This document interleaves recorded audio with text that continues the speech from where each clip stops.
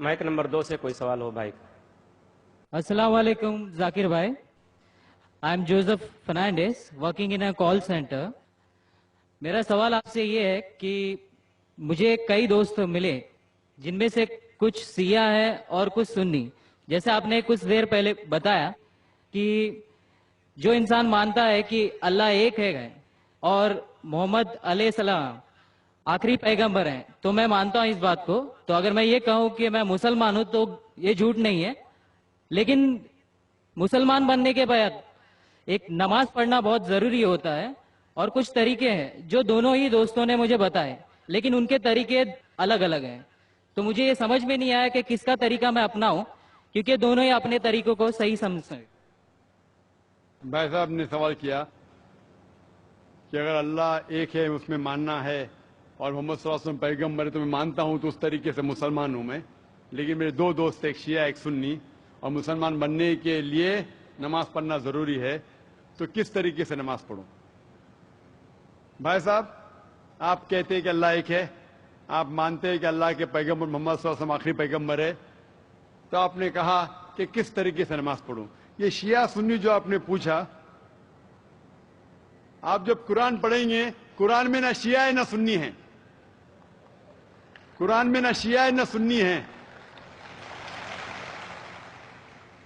قرآن شریف میں کہا گیا ہے سورہ عمران میں سورہ نمبر 3 آیت نمبر 103 میں وَاعْتَصِمُوا بِحَبْلِ اللَّهِ جَمِيعًا وَلَا تَفَرَّقُوا, کہ آپ آپس میں اکٹھا ہو کے اللہ کی رسی کو مضبوطی سے پکڑو.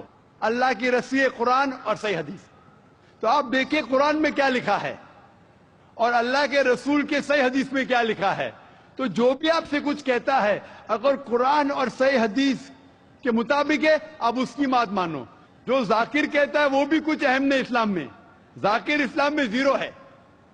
جو ذاکر کہتا ہے وہ بات ماننا ضروری نہیں, لیکن جب میں قرآن کا حوالہ دیا تو آپ کو قرآن کی بات ماننا فرض ہے. جب میں صحیح حدیث کا حوالہ دیا تو آپ کو صحیح حدیث کی بات ماننا ضروری ہے. تو اسی لیے کوئی بھی شخص کچھ کہتا ہے اگر اختلاف ہے اس میں تو پھر سے رجوع ہو جاؤ قرآن اور حدیث کے پاس, کیونکہ قرآن میں لکھا ہے سورہ نساء میں سورہ نمبر 4 آیت نمبر 59 میں ورس نمبر 59 میں اطیعوا اللہ واطیعوا الرسول, اللہ کی اطاعت کرو, اللہ کی بات مانو اور اللہ کے رسول کی بات مانو.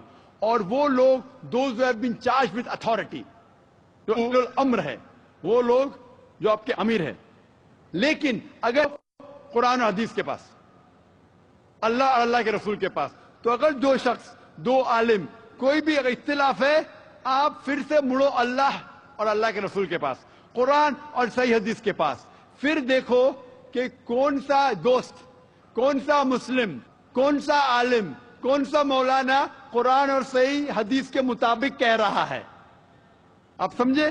تو اس سے پتا چلے گا کہ کیا صحیح ہے. آپ بولتے ہیں کہ نماز پڑھنے کے طریقے میں اختلاف ہے. شروع میں کم از کم جو یکساں ہے وہ تو شروع کرو. اختلاف بہت تھوڑا ہے, نماز کے طریقے میں اختلاف بہت تھوڑا ہے, جو یکساں ہے وہ تو شروع کرو. اگر آپ مسلمان بننا چاہتے ہیں تو اتنا وقت کیوں لے رہے؟ خالی نام کے مسلمان ہونا ضروری نہیں ہے, وہ کوئی فائدہ نہیں. عملی طور پہ مانو کہ اللہ ہے کہ اس کی عبادت کرو اور آخری رسول محمد صلی اللہ علیہ وسلم پہ ایمان لاؤ, اور اس کے بعد پھر تحقیق کرو آپ کے دو دوست لوگ جو بول رہے قرآن سے کون میچ کرتا ہے, صحیح حدیث سے کون میچ کرتا ہے. کیونکہ اللہ کے رسول فرماتے صحیح بخاری کی حدیث ہے اس طریقے سے نماز پڑھو جس طریقے سے آپ نے مجھے دیکھا. تو جو صحیح حدیث سے ثابت ہے, قرآن اور صحیح حدیث سے, اس طریقے سے نماز پڑھو.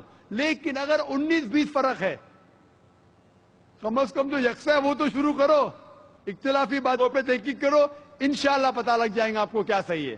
تو انشاءاللہ ابھی آپ صرف نام کے مسلمان مت نہ ہو, عملی طور کے اوپر مانو کہ اللہ ہے کہ اور اللہ کے رسول محمد صلی اللہ علیہ وسلم آخری پیغمبر ہے. Hope dancer the question.